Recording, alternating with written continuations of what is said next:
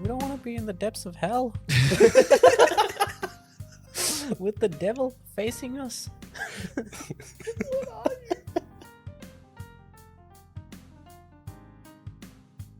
Three, 2, 1. All right, ladies and gentlemen, welcome to episode 21. And today we are talking about law of attraction and visualization. Let's go, boys. Episode 21. Pump it up, boys. Feel it, boys. This is a big one, boys. So I thought I'd start this off with a quote from Buddha. Yeah? Let's go. All right. What you think, you become. What you feel, you attract. What you imagine, you create. Let's go, young Buddha. Man, Buddha was spitting fire Yeah. thousands of years ago. Dude, get him on a new drill track. Dude, he he'd should have be released a SoundCloud mixtape. rapper if he was like from Yeah. Buddha this with era. face tattoos and shit. Yeah. Young Buddha. Should we break that quote down a little bit? Yeah. So, like, what you think you become. What you think you become. So, obviously, we're talking about law of attraction and visualization. It's like what you always put your energy towards. Mm. That's what you seem to attract. And that's what your identity becomes that. So, what you think about more often than not, you're going to be drawn towards that thing because Yeah. you're thinking about it all the time. You're going to do whatever the actions are, I guess, to get to that thing, right? Yeah. What you feel, you attract, which is what we were just talking about. What you imagine, you create. All three of them are kind of just like remixes of the same thing, right? Yeah. Yeah. Yeah. We always say it's about like realigning the brain. You know, like if you whatever you're thinking, you will come up with strategies to get there. Mm. So like if you keep on like repeating it, it's like the quotes like we were talking about at the last couple of podcasts. Mm. It's about realigning the brain. Keep on thinking about this thing, and then you'll start sorting out your whole life to head down that route. Mm. Have you guys ever noticed that it gets like when you start talking about law of attraction or visualization, it comes a bit like voodoo nonsense? You guys ever noticed that? Oh, it's so many people like it's like I feel like it's a thing that everybody wants to fight about. Yeah. People either like really love it or really hate it. I think it's because like we live in a world where we want facts. And it's really hard to apply that kind of logic to law of attraction. Yeah. It's not really factual. It's kind of like pseudoscience. It's hard to measure. It's like psychology. Psychology is not a real science, right? Pseudoscience. So people don't actually see it as, the real thing. But that's really how your mind works. Yeah. Right? I think people try and overcomplicate these things as well. I don't think it's any more complicated than like the very first thing is what you think you become. It's like whatever draws your attention, whatever you spend a lot of your time on, that's where you're going to end up getting. I think it just makes sense, right? It is a strange thing. And even in my personal experience, I think we're going to touch on this a bit later, but I think for me, it was more like, what do I actually want? Like, I wasn't really sure what I wanted, so it was hard for me to That's a good actually have something imagined. Yeah. Yeah. That's a really good point. I feel like if you know what you want, you're drawn to that idea every day, and you're thinking about it every day. And then you start sparking that motivation because now you actually know what you're walking towards. Yeah, Yeah. Like you can actually see it now. yeah, Remember with us, like when we were learning about Conor McGregor, like the law of attraction the first time, Conor McGregor was on that massive run. We're just Yeah. knocking He was just boys knocking out. boys out. He was Yeah. like promoting, man. That was the best run of all time. Yeah. Dude, we were hype. Like even we were working our asses off and still watching the UFC every time it came on. Yeah. Spending that time, we're like, boy, you better knock Yeah. someone out today. Well, you know how like he was so good that it fucked up our judgment of like how good he actually is. Mm. Right. yeah. So he would like talk when he was about to fight Floyd Mayweather. He made us believe that he could actually knock out Floyd Mayweather. Man, I still believe. Yeah, he like sold it to us like that. He sold it to us like he's the greatest ever. Yeah. The thing I love about his style as well, like he talks about like in training how he's like visualizing like fighting that person and Yeah. exactly how he's gonna knock him out, Yeah. and it comes true. Yeah. Like in the Jose Aldo fight as well, Yeah. he did Like, that exactly. before Just he, that punch. before he walked out, he was doing that exact same punch. yeah, That's crazy. That's crazy. I think like I really studied like Conor McGregor so much and his take on law of attraction. I think like one of the key things that he says is like when you feel it and you know it, then you just need to speak it and do it. And like he's Right. so confident like in himself because it's not just about thinking it. He's already visualized it and he knows like if he visualizes the outcome, puts in all of that work, then he feels it. He already feels the success. That's how he always said like I'm already the champ. You know, because he knows, because he put in all of that work. I feel like that's the real law of attraction. But sometimes, like I've actually heard him, like even just like listening to him just before, he did also say on like one of his last, I can't remember what win it was, but he was saying, man, even before I was running late to the airport to get to here, and he was saying I was feeling a little bit anxious and all of that, and then I started getting stuck in more traffic jams, and the anxiety started to build bigger and bigger and bigger on himself. So I think there is something to that. You know, you start attracting anxiety and people like that. You know, you start to attract all of that bad energy. So it's like whatever you put out in the world, you will attract that back. But then he then went to a next point, which was like, man, sometimes if I'm going to like shopping or whatever and it's packed, I'll just visualize an empty car space right out the front. And then he always gets it. So that's where it's like, all right, that's you don't actually know it. So I feel like he was caught up in his own hype too much. And then that's where it mixed in with fooled by randomness. Yeah. Because now it's like, yeah, you've got some truth there, but not everything you're saying is true. Now you are fooled by the randomness, which is a thing popularized by Nassim Taleb, which means like there's so many people living in the world, so many things happening every single day, that there's a lot of randomness around us. And just because of the law of large numbers, there's so many things happening. But because there's 6 billion, 7 billion, I don't even know how many people there are, eventually there is someone that gets so lucky that they can, like in Conor McGregor's case, think, oh shit, every time I visualize a fucking car space, there's a car space there. Someone will get lucky. There's always a car space, or they get way more green lights than other people. So you wouldn't classify that as law of attraction. That's more luck. Yeah, that's luck. Yeah. But you can't see it. He hasn't studied luck. Like, you know, like we know with like Naval and, you know. Or do you think he has too much ego to think he gets lucky? I think there's just, it could be that, like, and he could have been like caught up in the hype. I think it's like, yeah, a combination of that. Like, just imagine like what it was like. He's visualizing everything. He's putting in the hard work. Then he's surrounded by so many yes men. Oh, you can do it. You're the best. You know, he's constantly surrounded by that. Then he wins. And then you're like, it's like us, like Confirmation experience. bias. Yeah. Yeah. When we experience bull markets and stuff, we feel like, you know, we want to like always find the opposing view to our, you know, our scenario, so we don't get caught up in the market rising again and again and again.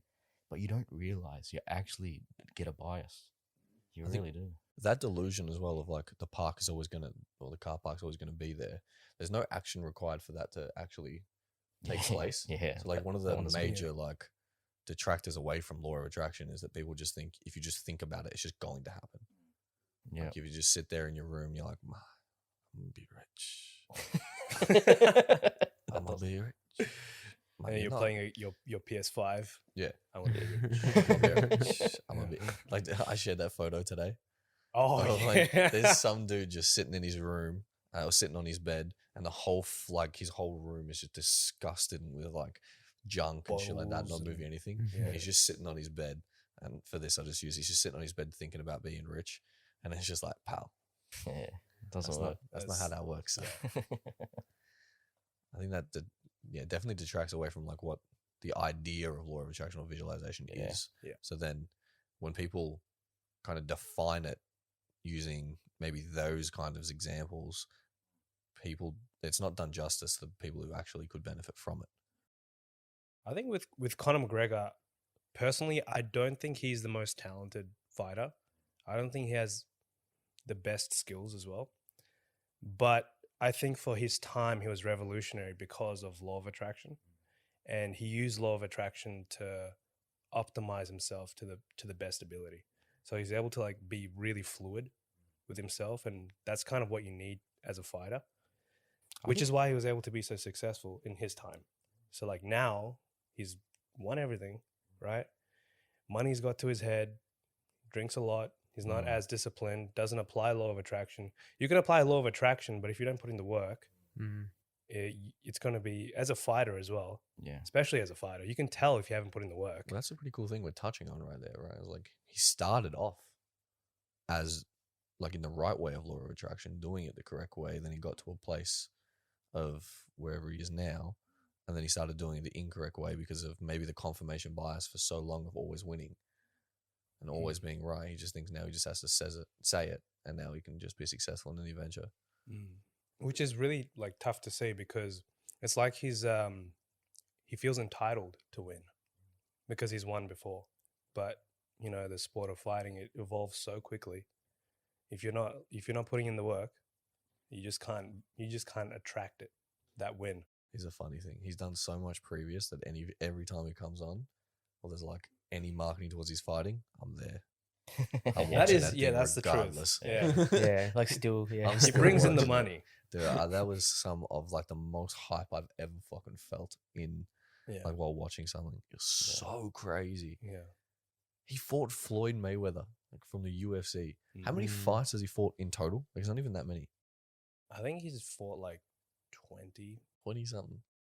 or maximum 20. Double champ and fought arguably the best fighter ever. Mm. And he Yeah. was he like one of the first to move up in weight class? He was the Become double first champ. to win 2 belts in 2 different weight classes. Yeah. And then people do that shit for fun now. Yeah. Everyone does it. It's crazy. Like it wasn't that well known. Like not a lot of people do that kind of stuff, right? No.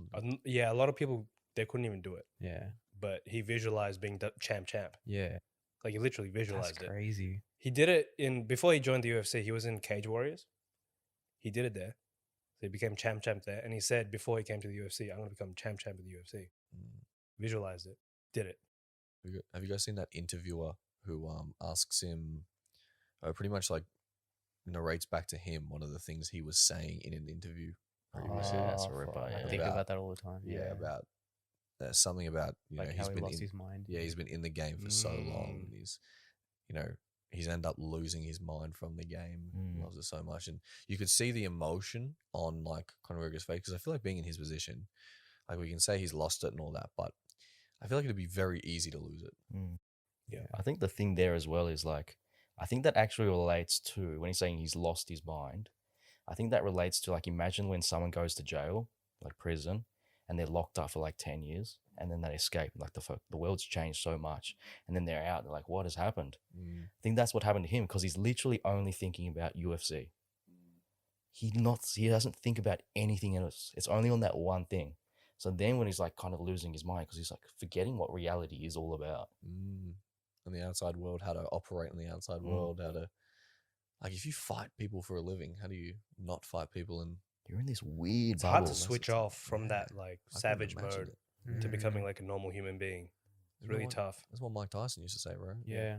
All the time, right? Yeah. You go into a fight or you prepare for months on end to become this animal, and then what? You jump in the ring, fight someone, and then have to do an interview and speak like a civilized Like a human. gentleman. It's hard. Can't turn it off. Pretty funny, Yeah. but you saw I feel like you saw the emotion on Conor McGregor's face for one of the first times in that interview of like, fuck, I actually went and did some shit, and I thought it was a really cool moment. Also, like he was talking about sacrifice. Sorry, guys. At that time where like he had nothing, he was broke, and he just wanted to be successful. And he was saying, like he was losing his mind trying to achieve success. And he was like, I'm willing to lose my mind if it means my grandkids are going to be good, if their kids are going to be good. So like he had like a bigger purpose than himself, which kept him going. And that's why he wanted to visualize it so bad. And he attracted that energy. And eventually became champ.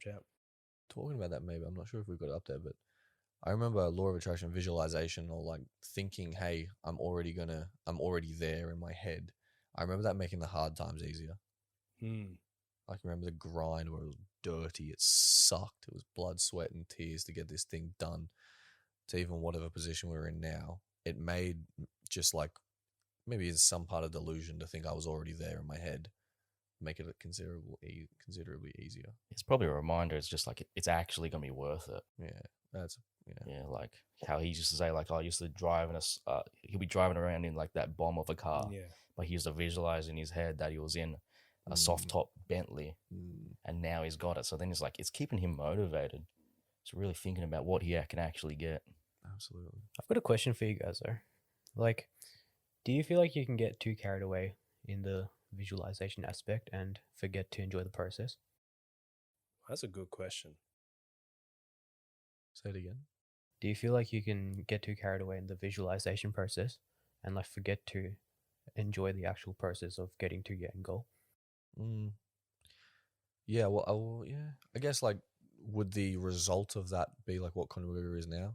It's like if you didn't appreciate the process as much and you're always thinking in the future, you didn't respect how hard the work was that you put in. So it Yeah. may lead to like that eventually. Possibly. I think it's really tough as well. Like when you're visualizing, like, and this comes to like goal setting. When you're visualizing like one thing, like I'm gonna be the champ, Yeah. and then you hit it, and then you're like, oh, then you just need to think of something else really quickly on the spot. All right, champ, and then you get it, and then you're like, it's like you can see it's capped, and then what does he then become after he's done all this? So you can lose your identity. Yeah. Like this has even happened to myself before. You know, like when I really like went into depression because, you know, in the first crypto bull run, you know, on paper I had $1.5 million, and I started to lose myself. I'm like, I always had the $1 million in my mind, and that was the biggest mistake I've ever made. It's just like, all right, I just need to achieve $1 million. And that became your identity. Like, Yeah, I'm Yeah, and a then I got millionaire. it, and then I lost myself because I was the guy chasing $1 million to set my Yeah. life up, and then I set it up, then, and then I just lost like interest in anything, and I was like, "Fuck, what's the point? What's the point of everything?" And then when I started to do that, like started to self sabotage, and then shit started to go downhill. So like I felt that before, and I can really see how it relates to Conor McGregor. Like sometimes we can give him shit like, oh yeah, you know, it's true. Like, oh, he's already achieved that success, so now he doesn't work as hard and all of that, which is true. But no one actually knows what it feels like. I can't imagine like how many millions and millions of dollars did he achieve? And I'm pretty sure he's what, 1 year older than me, isn't he? 29 he's or 30 young. or He's in something? his 30s. Is he 30s? Yeah. He's still very young. He's 32. Is he 32? Yeah. 32 is close enough to all of us. Yeah. So he's 4 years older than me. Crazy. But at that age of going through that, what he probably was younger Yeah. than me. He's probably 27, 28. So like, sometimes we put these guys on a pedestal and we forget they're human beings. Mm. Yeah. And if he's only focusing on UFC, he's not studying philosophy. And well, yeah, you can tell from the way he speaks, he does study philosophy. But like, the point is like other areas of life, he's very honed in on one thing. Yeah. Because with the visualization, like along my journey, like there's something I've always asked myself, like, it's something I've always reminded myself about, like to enjoy the process as well. Yeah. Because like I see a lot of people like, especially people I follow on Instagram, like talking about their visualization board and how they put like cars on it, and then it's like, you know, once you get that car, like are you fulfilled? And it's or- only a bloody car. Like, who cares? yeah. Just a bloody car. Or once you get that amount of money, are you fulfilled? Yeah. You can't have those. Like, those goals are wrong. Like, what about what you learned in the process? Yeah. I think it's a case by case basis. I think with what you're saying with Conor McGregor, that's a very specific example. Maybe and for yourself, right? Like you tend to not know what your identity is once you've achieved it. But I think there's people like Kobe Bryant who always says like he loves the process. Regardless, he's won how many championships? I don't know. Like I think 5, something like that. Something ridiculous, right? I have 7 in my head, but I don't know why. But he keeps enjoying the process. Like he believes success comes through enjoying the process. That's his success. So he never feels like he's missing out. We've got visual board down there. Should we maybe skip to a slightly? Because I've got like a thing there. Yeah. So I saw Go this thing on Instagram, right? I was lacking a little bit of motivation. Saw it on Instagram to make one of those visualization boards and put all the crap up there. And there's like, so I got it on my laptop screen. I haven't changed it yet, but the reason I will change it, and the reason I'm going to change it is because I have not noticed any form of extra motivation from looking at that thing in the slightest. Really? There's 3 pictures on there that I actually care about. The rest are just like idealistic things of maybe what a life I aspire to actually live. And it's like, it seems like motivation, but it's like, it's not actually what drives. So like, why Which did you I pick found those out. photos? Because of like, I thought, you know, working towards a certain lifestyle is what actually motivated me in a slight, in one way. And then in another way, it was these other things. And I've realized that there can be many things that motivate you and pump you up and drive you and give you your wire and all that kind of stuff. There can be many of them, but the things that I had on the visual board, 80% of them were not those things. So I realized like the weighting of what I had on, say, my visual board, or what I was attempting to motivate myself with, was not correct. Like the weighting was more here and I wasn't getting more motivation, but the 3 pictures are up there that are actually very close and motivate me highly. Like those are the things I should have more around me more. Do you I think just for thought it was you interesting. personally that visual boards help you? No, I don't know. What's the metric? I don't know, but not really. Like, I can get sick of them very quickly. Like, you look at one thing and then you're like, oh, yeah, but whatever. Move on. You know what I mean? Like, there's... I think that's actually Yeah, a good not point really. because a lot of people actually get caught up in that. When you visualize it, when you visualize what you have on there, right? You're saying, you quickly get over it. Very quickly. Yeah. Like, I don't even... Like, I open the laptop, honestly, I can't remember the last time I actually noticed what was on there. Or there are like 3 or 4 pictures on there. When they're more of like family, and then they're of like hardcore, the boys here, and then there's a few others that are personal to me. I see a Tesla on there. Yeah, like well, that's another one. Like that's just a thing. Like I don't give a fuck about a Tesla anymore in the slightest.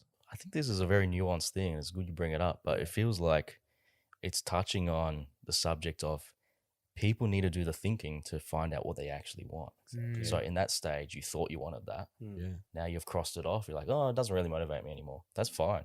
We're still all in our 20s. We're not supposed to know exactly what we want. Yeah. exactly. And now you're closer. It's just the Yes. process. Yeah. You thought It you is a wanted problem. it. You put it up, thought about it, looked at it every single day, realized I don't care about it. Well, that was the point. I realized I wasn't looking at it every day. Yeah.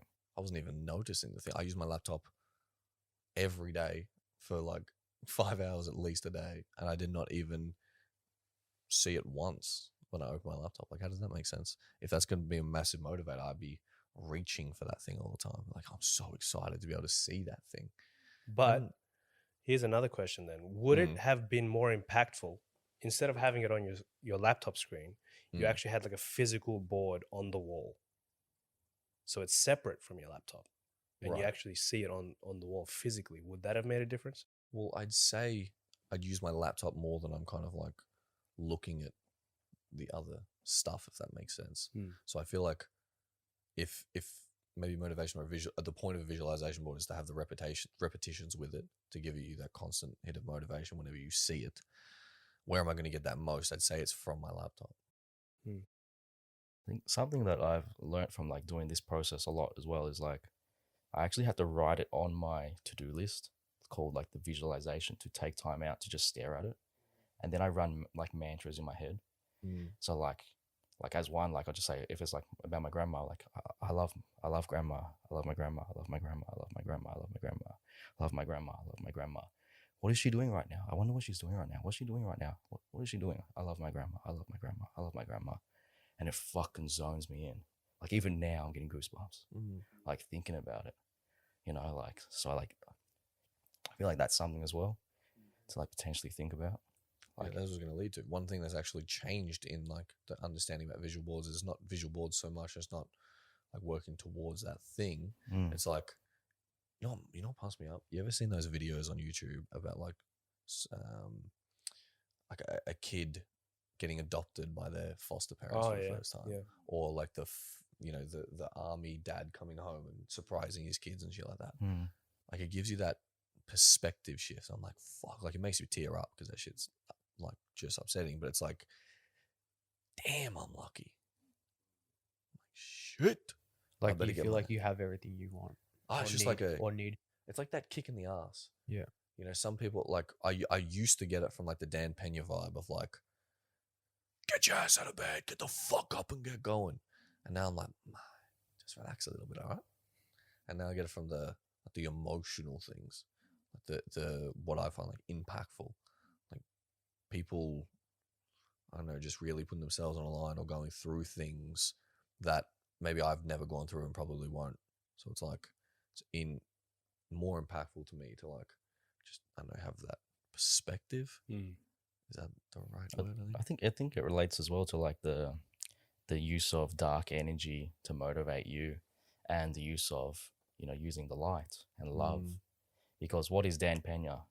Dan Pena is the figure in psychology of the father. He's the angry father figure. And then when we're young, a lot of us gravitate towards that because we know that's what we need. We need it. We wish we had a proper dad that smacked us into that position, that role. So like he serves that figure.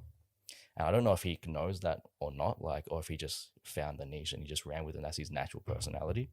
But I do think people actually look, like really smart marketers look, and like, what are actually the figures that people are missing? Like, what is the motherly figure? What is the angry dad? And now it seems like you're getting over the motivation of, all right, my dad needs to fucking whack me into place, to using, all right, now love. Yeah. How lucky am I? I think everything's just, in the last 6 months from stepping away from my job, everything's slowed down considerably. So how does one motivate themselves like in a more slowed down environment? I'm not thinking it makes sense to use that type of like dampen your energy in a slow environment. You need to be thinking more. You need to be taking your time with things. You need to kind of be addressing every detail of everything. And I'm just thinking it makes more sense now, actually, as you guys are saying those other things, that it makes more sense to have that kind of motivation, or things like Bowie Miles. Yeah. Man, his YouTube channel pumps me up so much. Or like Lost LeBlanc we'll get to, like those boys pump me up because it's like just they do something, they're building something, it's creative, they document, like they're actually almost like living life how it should be lived, if that makes sense. I tell him a little bit about it now. Like, who is Bowie Miles? Yeah, well, we all just, G told us about him, right? We all just stumbled upon him. He's actually a teacher down in Monash, which is pretty close to where we live. Luckiest students, I reckon. Oh, sure. And he teaches outdoor ed. I'm not sure if that's what that's what it was called in high school, so I'm not sure what it's actually called. It's something similar. But he's got a YouTube channel where he kind of just he uploads like every few months, but he does like actual like mini documentaries on like building things with his hands and Like sustainable challenges. living. Keeps challenging challenges as well. Yeah. He's done a challenge where he walked from his house like out in the bush and walked to work, which was, you guys remember how long it was? Frankston. Was It it was 40 nine- days? was it 90, Frankston? 90 kilometers. I 90 think. kilometer Yeah. walk to work. He done one where he's canoed down. Yeah, I don't know, from home back to from work. home to work again, but I don't know what you would call the thing. It's like a little river, Yeah, little creeks. creeks. He And went shit through like like that. sewers. Yeah, like Yeah, I'd say sewers and sewers. stuff. Yeah. Like just he just does ridiculous challenges, and then the ones that I like the most is kind of like where he just does things, odd jobs around the house, and he's building something. Like, I know he built an office for his wife and shit like that, and it's just documenting all of that. And I'm like, this is a dude. He's just doing his thing. He's just creating things. He loves life. He's trying to help in a certain way because he's very sustainable and stuff like that. Considerably more than I've ever thought about being. But it just seems like he's living life closer to how people used to, and he's creating things, and he's just getting his hands dirty and enjoying life. And he seems like one of the happiest people I've ever met or ever seen before, and maybe it's the idea of like, he seems like he's properly content with who he is. And That's I'm a like, good point. wow. I think, correct me if I'm wrong, Dog, but I think maybe the reason why you're attracted to like his type of personality or his channel and what he does is because he's actually living his purpose. I think naturally we're attracted to those type of people. Yeah, maybe. And this is Maybe, it is literally, in a way, what we say. It is our message. We want to work hardcore to get a head start so you can live life however you want to live life. And he is living life however the hell he wants to. And you can see exactly right.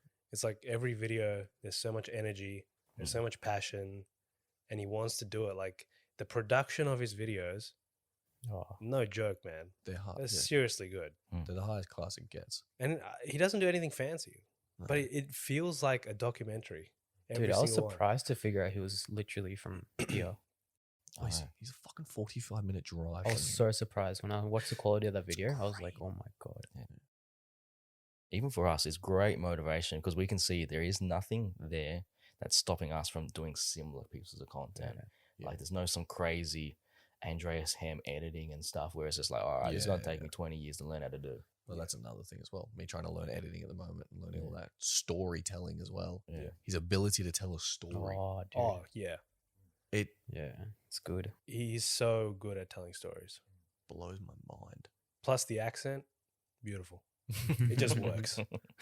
It's just funny he's got an accent, right? I was like, but it's to us, it's actually not an accent if you think about it, because it's Australian, right? Like we talk But about it's like Australian it's like a rich Australian outback accent. because we're watching it on the TV, and everything we watch on TV is always American. It looks weird. Yeah, You ever watch like a movie that's from Australia with only Australians?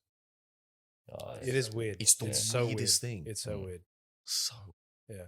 yeah. So that was like the two main. Dude, the things. drama scenes in those movies are so weird. Like in the Australian And the actor Australian movies. ones. Yeah, it just doesn't seem serious, you know?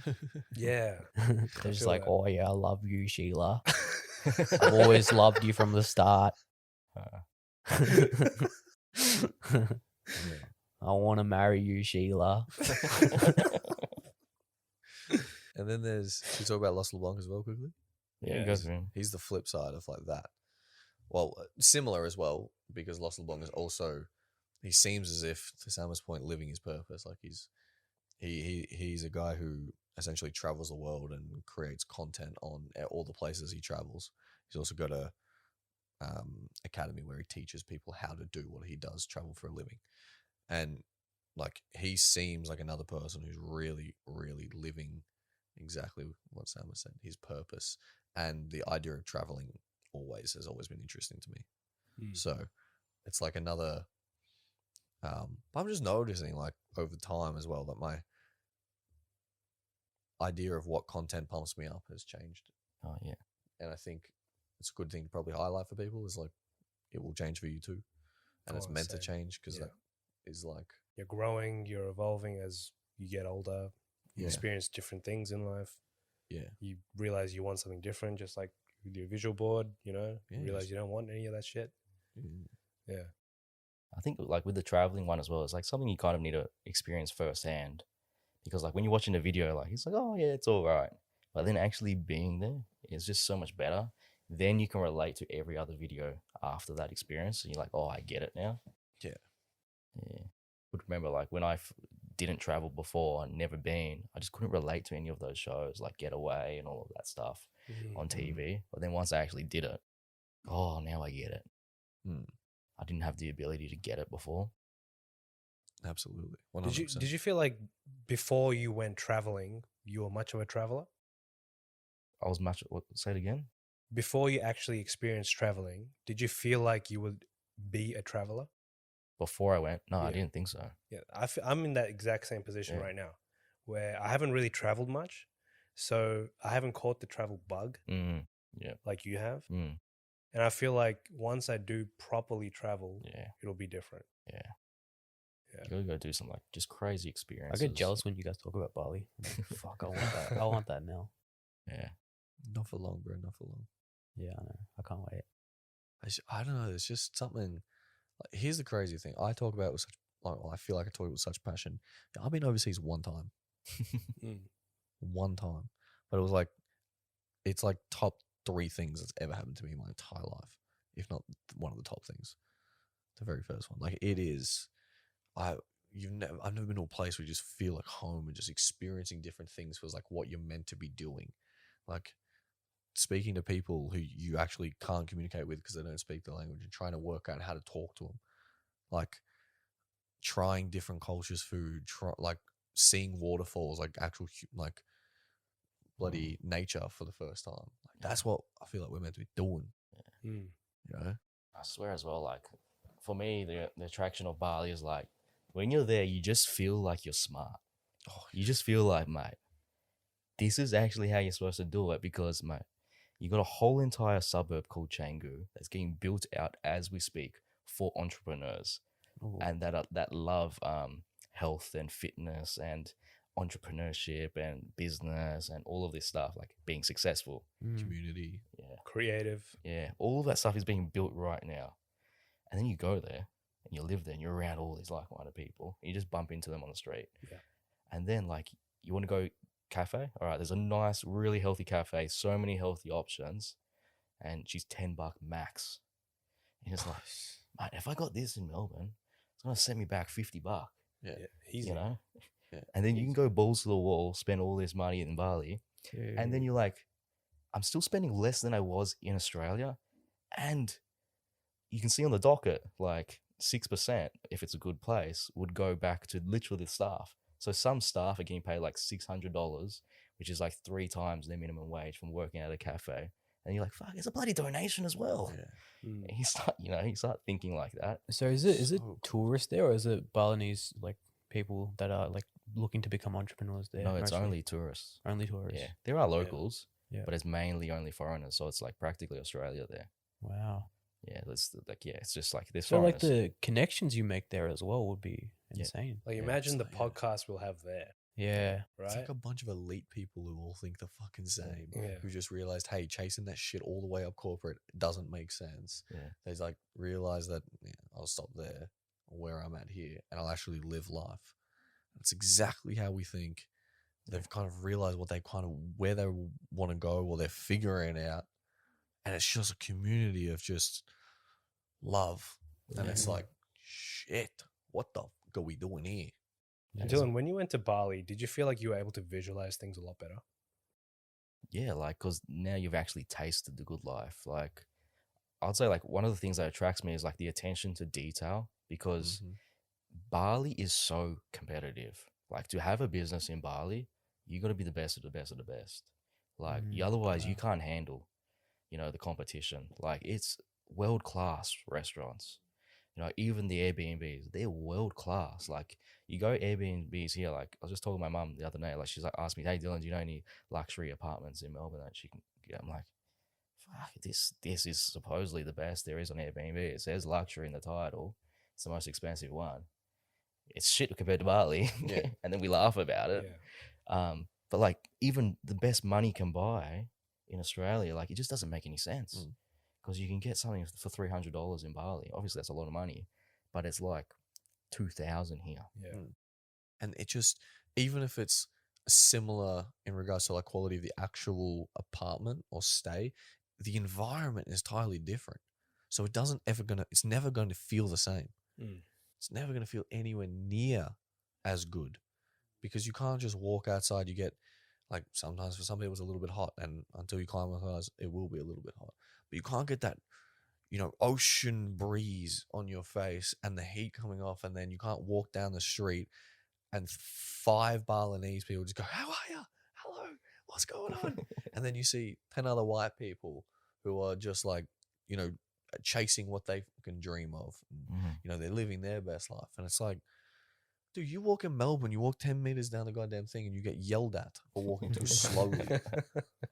Yeah. It's not all of Melbourne. I guess there's some good places, but as a whole, people just don't get to experience that. So they stay back to like Working Hard podcast or something like that, where they just stay like underground. They stay in their own head. They stay head down, ass up, working so hard that they don't get to like lift themselves out of this thing and realize what maybe life is actually meant to be like until it's too late. And I feel like the sooner you do that, the easier it is. So as you get older, like, you get caught up in your own like comfort zone, and it's really hard to get out of that, which is why I think people just still want to work and not do anything. Yeah. But if you do that at a younger age, you break that. And then you actually want to experience different things. It's easier to break out of your comfort zone earlier in your life than it is when you're older. I think as well, like, when you was talking about can you visualize better once you've done it, I think for sure, because some people, they just can't visualize well. They just don't have a creative mind. Like, I've heard this thing is like, when you close your eyes and you picture the letter A, can you actually see the letter A there? Can you actually spin it around in your mind? Like, creative people can do things like this. You can do all these different types of exercises. But some people, they just suck at that. and that's fine if you suck at it. But then you have to like go to Bali. Like I feel like it's a great investment when you're young. Say you're 20, you're going there for the right reasons. You're already at a decent level, so you're pretty wise and all of that stuff. You're not there to go schoolies and stuff like that, and just experience the good life. Then you know how good the good life actually is. So when you come back, you're on a bloody mission to get back to the good life. Yeah. You know. But if you're not a creative person, you only do visualizing. Sometimes you just can't do it. Yeah. You have to go there. Remember Robert Kiyosaki talking about Donald Trump? How Donald Trump's friend would always buy first class tickets because he was like, yeah. he always visualized himself, with that lifestyle. And then like, yeah, he might not be rich, but he'll want to get back there to that class as soon as possible because he felt that, experienced that lifestyle. That's similar to like what Bali was to us. Yeah. You know? Yeah. So that's a really interesting point. So it's like unfortunate that like people that don't have much experience traveling or like, stepping out of their comfort zone, what they visualize ends up being like, I don't know, something very small. Oh, So very- 100%. Like That's get a massive. promotion at work Yeah. or something. Yeah. Yeah, something small, something that they think they want, but they don't actually want. Yeah. That's a huge point, I Yeah. reckon. That's massive. How many people do we know that, like for example, my parents, they've never been overseas. I can guarantee that limits, like, their ability to visualize what it is they want. Mm. For sure, then man. In turn, like, they're not going to work for anything as hard. Like, when they were younger, they still worked hard because they had to raise 3 kids and shit. But they didn't have that thing that they wanted to go and do to achieve because they didn't have any experiences to draw from, which means they didn't know how to work or where to work. And it's like, I actually think it might be one of the biggest things. You said often spending 10K on traveling may be one of the most important investments of your life. And I honestly, in this moment, have so much conviction with that. That is massive. It's like, as well, just thinking like $10,000 is so small. Yeah. It is nothing. You just spend 10,000, open up your eyeballs, and then how many 10,000s can you make now that your eyeballs are open? Yeah. Why do you have to say eyeballs? I think we have to premise that with, you have to first make your 10K work at the start. It's tricky. It's a tricky thing because like it's nuanced. It is nuanced because like for the person at the start, how do they visualize, right? Obviously, it's probably not the best idea for them to spend that money straight away. Like if they've like saved really hard their first 10K, but again, putting yourself in that hole, man, it does work.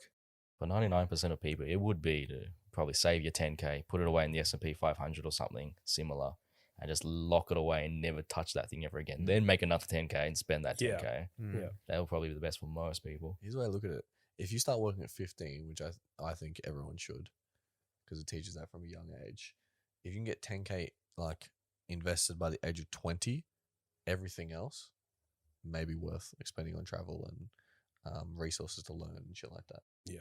And the importance There's of like room there. just traveling to Bali is like you go get the good life and you see poverty. And it's so important. You got to see the poverty. Have to.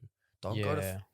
I hate when people spend, like, they turn 20 or 21, they leave school, they're halfway through their uni course, they're like, oh, I got 6 months off, I'm going to go to another first world country or something like that and travel and spend more money than they would here going out and shit like that. Yeah. It's just like, guys, I just think it's dumb. Unfortunately, like I know a lot about Bali because you guys talk about it a lot. Yeah. But then when I talk to like other people about it, they're instantly thinking about like the higher class areas Oh, yeah. or like the touristy areas. Yeah. And that's all they talk about. They're like, oh man, yeah, I went there. Food was so cheap. It was so good. And no one says anything about the poverty areas. Do you think people talk about that because they want to like do it for the gram? Like they want to show off they're in like this Possibly. like amazing area, show off. I think they just want to status. live that good lifestyle Yeah. on holidays. But like that's all what they do, right? Yeah. Yeah. They don't like venture out and see what else is out there. No. Like because that could be that is definitely life changing. You know? The answer might be intention. It was like, go traveling with the intent of like seeing these different things. Yeah, true. Like if you're going there with the intent to see what the good life is like, and then you actually come back Mm. and appreciate the good life, so that you work hard to be able to go and get that good life, Yeah. then it would make sense. Someone's got a motorbike on. Holy crap. I'll tell you, like, Start her up, boys. Start her up. We might just pause for a quick second. Hey! We should start the podcast like that. Start her up. that was the joke before, right? When we used to start her up. Yeah. Start the podcast. Oh, was it? Yeah, that was our joke. I completely forgot about that. Bro, I can't do that. I Remember can't- you said with the vacuum? Oh, That's bullshit. Oh yeah, that's Yeah. bullshit. I'll tell you something that I learned from traveling to Bali and going to like the villages there. Like, I was really nervous to go to the villages. Like my first time, I was really young, and I wanted to make a good impression on these people, and I wanted to show like it was really weird. So like, I don't want to show I'm better than them, but I also want to show that I'm smart, and I want to show that I'm good, and all this stuff. So this is when the brand Ben Sherman was like kind of popping off a little bit. And I'm like, oh, I'm gonna wear my Ben Sherman t-shirt. It's the best thing I can have. Otherwise, at the time, I only had like Nike and Adidas, and it's trash. All right, so I'm just trying to think like this. I'm thinking like a bloody Westerner. Yeah. Then I rock up there, and they're wearing no shoes. They're wearing like passed down like Michael Jordan like basketball shorts, and they're literally 5 foot tall, flat, like 5 foot on the dot. Some people are 4 foot something, right? So I'm like this massive giant there. I'm tall there. He's told me. Yeah. Imagine how I felt. How is that for your ego? Bloody good. No, I don't care about my height. I don't care. But the thing was, well, like this is the ego part, like what I learned. I'm like worried about all this, but then this lady just looks me in the eyes, like this piercing glaze, and just transmitting love to me. She's just coming with like welcome arms. This old lady, and she's just like, you can't even communicate, but she's like, come, like hug me, Oh, right? that's the best shit. And you know, like when you're in Western country, you can sense, all right, everybody's looking at each other's clothes, and everybody's quickly judging, glancing down really quickly, going to fucking the little 1-2.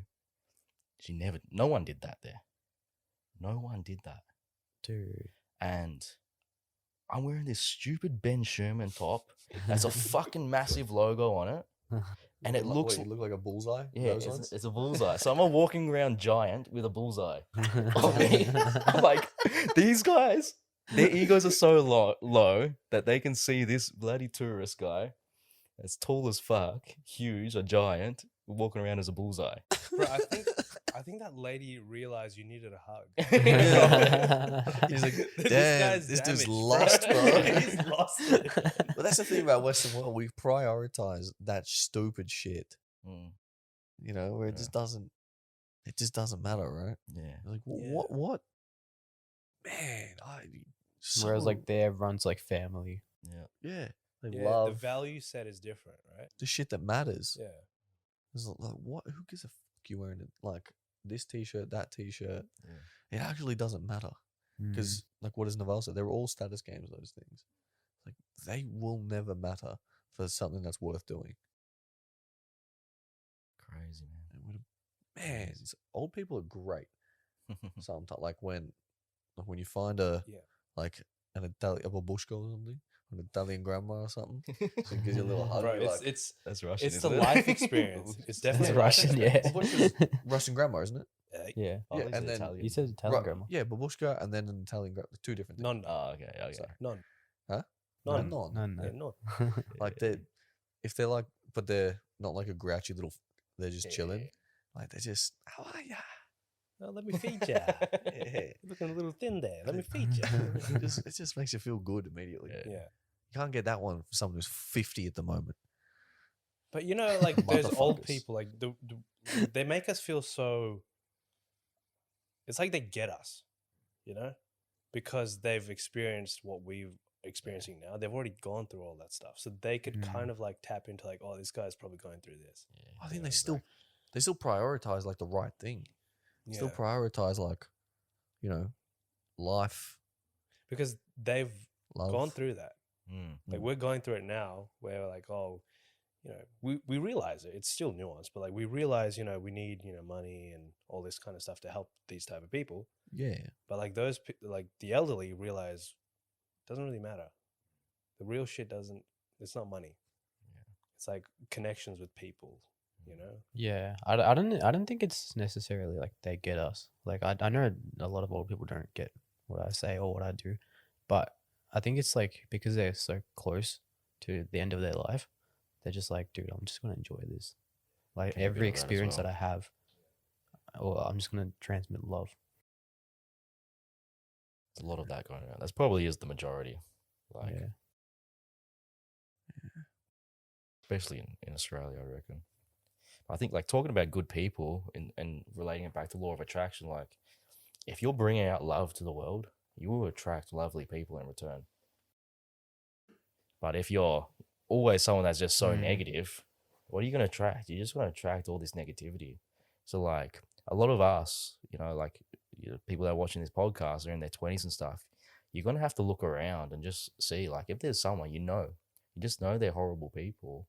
You can try your best to like bring them up with you, but sometimes the best thing is literally to be a little bit selfish for the time being, because it's just going to waste your energy. It's going to bring you down. Chop them off, and then let them mature a little bit on their own. Let life hit them in the face a few times, and then when their ego has dropped a bit, then offer the hand. Say, hey, you know, I never forgot about you, and like bring them up. Always offer the hand. Always make sure you help, even if you have to let someone go and stuff like that. Continue to help people no matter what. Have to. There's like an element of karma when it comes to law of attraction, right? It's like karma is pretty much the balance of the universe. Whatever you put out there, that comes back to you. That's kind of like law Yeah. of attraction, yeah, you know? yeah. Yeah, absolutely. I definitely agree. Like I didn't even know about the concept of law of attraction. I was only aware about karma. Mm. Yeah, I was only like aware of law of attraction after Conor McGregor. Like Yeah, I didn't know that was called law of attraction. yeah, That was pretty impactful for me. yeah. Absolutely. dude. I remember I went to the store one time, and in the change rooms there was a like picture of Dalai Lama, and it's like if you steal, karma will get you. That's a And then ripper. from that, I'm like, fuck, I'm not stealing. It's a good way to trick kids. Huh? Yeah. Karma will get you. Karma will get you. Just You're walk like, oh, away. fuck, what's karma? I She's want karma to coming get for me. you. Yeah, who the Extra hell is person. Karma? Yeah. Karma's coming for me. Who's that?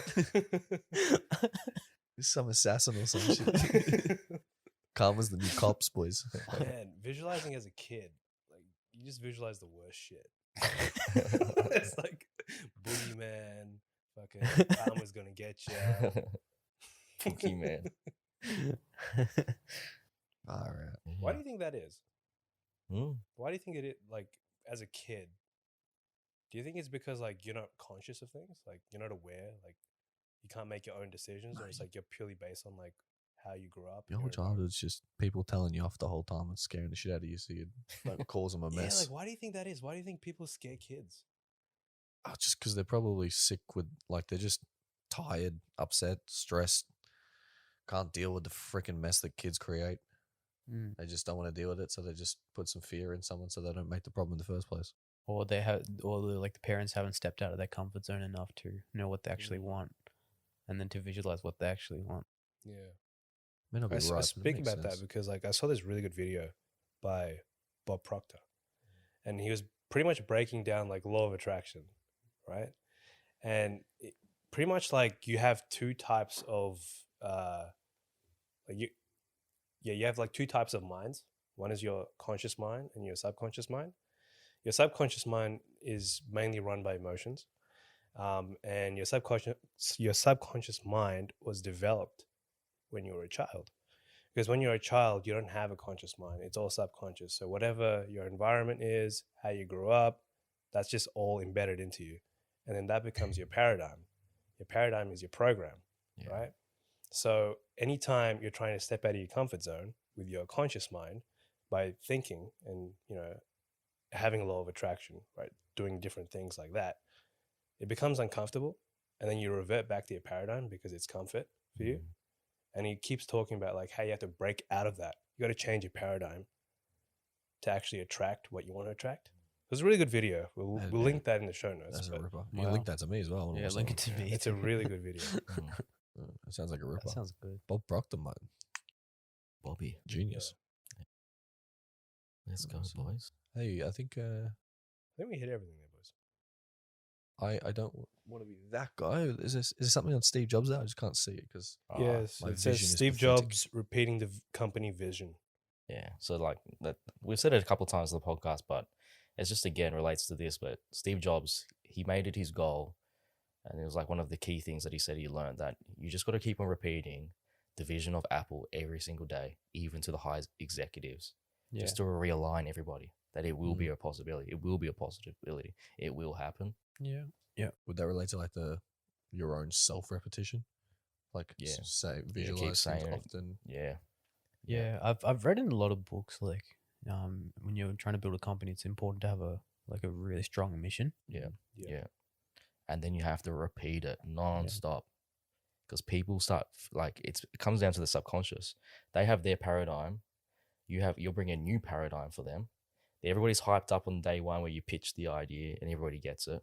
But slowly it's so hard to override the subconscious mind, that paradigm. No matter who you are, you will slowly drift back, and you have to have that self-awareness, that reflection on yourself, and to see, can you see where you actually are? Where is your paradigm actually? Are you drifting back to like who you actually were and brought up and trained as a child? It's so hard to break out of it and stay out of it. You always keep coming back. I think it also relates, like another example is like in terms of like paradigms, because it's quite a hard thing for people to understand, is like, imagine like an African American born in Japan, right? Then imagine he moves to the US or back to Africa at age 30 or something. He's going to miss Japanese food. For sure. He's going to feel Japanese. He's going to feel like a weird Japanese, because obviously he doesn't look Japanese. Sure. But he's going to miss that food because he grew up with that food.